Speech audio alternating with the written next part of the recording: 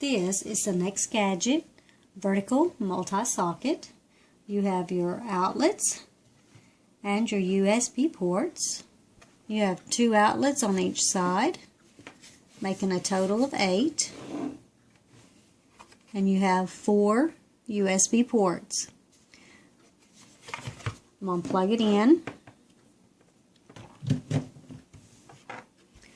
To power the unit, you push this button to power the USB ports, and on top you have a power button for this side, and you'll see how it's divided, and the other one for the other side.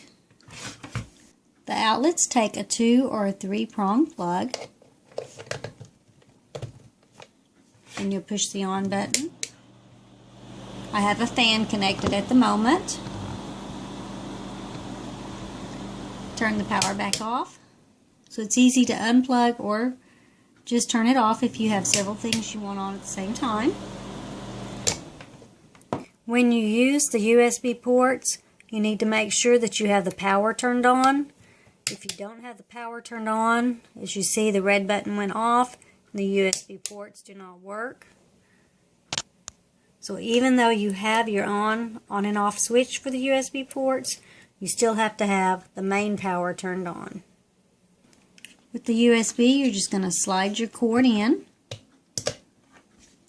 turn on the button, and your item comes on. You'll have power for all 4 of them. Anytime you don't want the power, feel free to turn it off. The bottom of the unit has a reset button if you need to reset it.